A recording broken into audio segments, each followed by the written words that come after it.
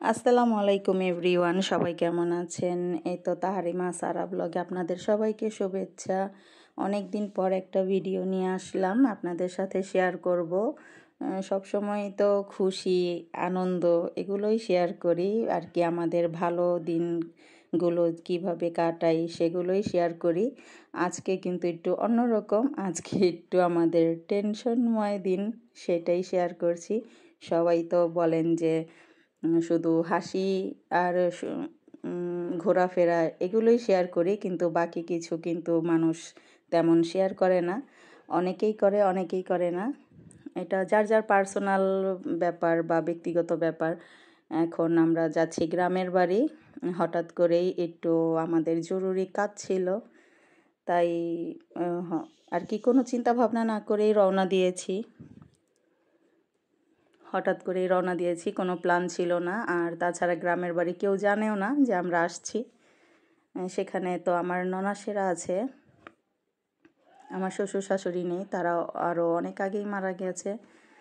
তারা কেউ নেই, শুধু ননাস তারাই আছে, আর এমনি ভাবিরা আছে। এই তো যাচ্ছি, একটু টেনশন ছিল একটা আর কি, আমাদের একটা সমস্যা ছিল, পারিবারিক সমস্যা, তার জন্যই গিয়েছিলাম। এই তো এটা গ্রামের রাস্তা, এটা সারামণিদের গ্রাম আর কি আমার শ্বশুর বাড়ি।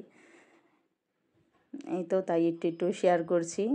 সেখানেও একটু অনেক কাজ ছিল, অনেক জরুরি অনেক কিছুই ছিল, সব তো আর শেয়ার করা যায় না। তাই অনেক বছর পরে গিয়েছি, তাই একটু শেয়ার করলাম। তখন তো আমি ভিডিও করতাম না বা বানাতামও না, তাই একটু দেখালাম। সবাই তো সবার গ্রামের বাড়ি দেখায়, আমাদের তো তেমন যাওয়া হয় না। সবাই তো ঈদে ছুটিতে বেড়াতে যায়, আমাদের তেমন যাওয়া হয় না। অবশ্য আমার শাশুড়ি যখন বেঁচে ছিল তখন সবসময় যেতাম, একটা ঈদে ঢাকায় করতাম আর একটা তার সাথে করতাম, কিন্তু শাশুড়ি যখন এখন নেই তাই আর করা হয় না। সবাই বলে, ননাসেরা আমার কয়েকজনই ননাস আছে, তারাও সব সময় বলে যে আসো ঈদ করো, কিন্তু আমাদের আর যাওয়া হয় না, সারার বাবার কাজের চাপে আর কি যাওয়া হয় না। এই তো এখানে গ্রাম, গ্রাম তো সবাই চিনেন। এখানে বক পাখি উড়ছিল, খুব সুন্দর লাগছিল, তাই একটু রেকর্ড করে নিলাম। সেখানে আমার ননাসেরা আছে, তাদের ছেলেমেয়েরা আছে, সবাই আছে, ভাগ্নি তারপরে ভাগ্নের বউ, ভাগ্নিদেরও বিয়ে হয়ে গেছে, সবাই শ্বশুরবাড়ি থাকে। যখন প্রয়োজন হয় তখন সবাই আসে। তেমন কেউ ছিল না, সবাই যার যার কর্মজীবনে ব্যস্ত, সবাই শ্বশুরবাড়ি যার যার কাজে ব্যস্ত, সবাই কম আসা যাওয়া করে আর কি। এই তো এইটা সারামণিদের গ্রাম, আমাদের আর কি সারামণিদের বাড়ির পাশের জায়গা এগুলো। এখানে শুকনা দিনে আর কি যখন পানি থাকে না তখন চাষাবাদ করা হয়, আর যখন পানি থাকে তখন তো অল্প অল্পই পানি থাকে, যেমন হয়তো কোমর পর্যন্ত পানি থাকে বা তার চেয়েও একটু বেশি, তেমন পানি হয় না, অল্পই থাকে। এই তো সারাকে এখানে ওর বাবা ঘুরতে নিয়ে এসেছিল।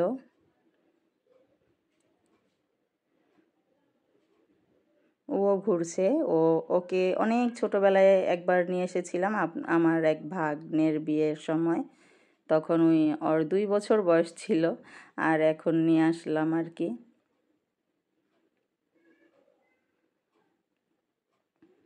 সামনে ওই পানিগুলোর পরেও আরও অনেক গ্রাম আছে, সবাই ঘোরে, বিকেল টাইম ঘোরে। আর তাছাড়া আমরা শহরে যেভাবে নৌকা দিয়ে ঘুরি, গ্রামে কিন্তু এরকম নৌকা দিয়ে তেমন ঘোরা হয় না আর কি, মানুষও পছন্দ করে না একটু।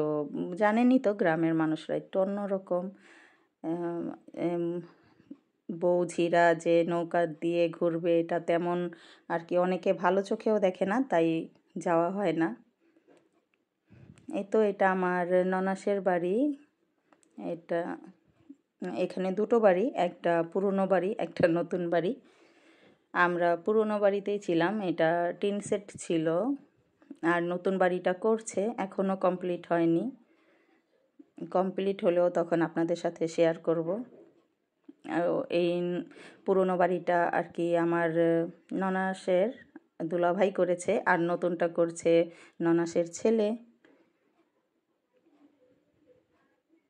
এই তো সারা ঘুরে ঘুরে দেখছে, সারাক্ষণই বাড়িতে মিস্ত্রি ছিল, কাজ চলছিল, খুবই আওয়াজ, অনেক লোক, তেমন সেখানে যাওয়া যায় না আর কি।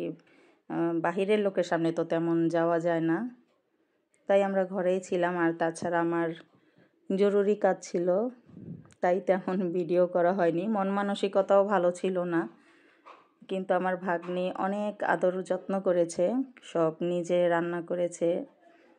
সব কিছু তো আর শেয়ার করা যায় না। অনেক আদর করেছে, সারামণিকেও অনেক আদর করেছে।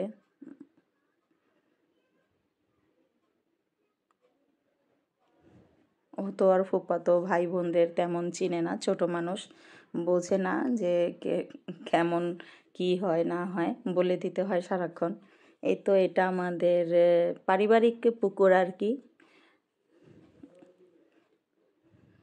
এটা আমাদের আর কি নিজেদের আর কি বংশগত পারিবারিক পুকুর।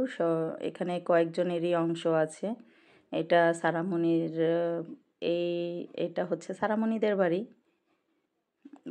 পাশে ওইটা আমার এক আর কি ভাতিজা হয়, তার বাড়ি। সেটা গাছের কারণে দেখা যায় না সারামণিদের বাড়ি।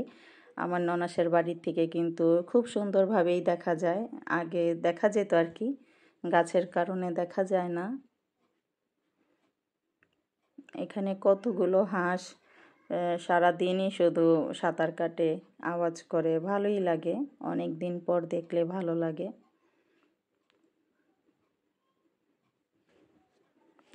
সারাক্ষণই হাঁস আর মাছ দেখার জন্য এই বারিন্দায় এসে এসে দাঁড়িয়ে থাকতো।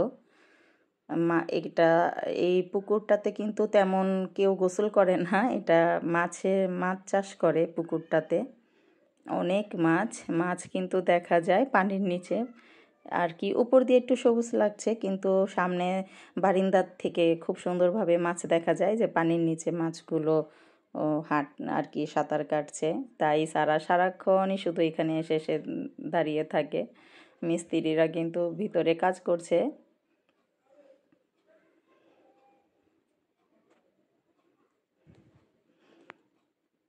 এটা নতুন করে করছে আমার ভাগ্নে বাড়িটা।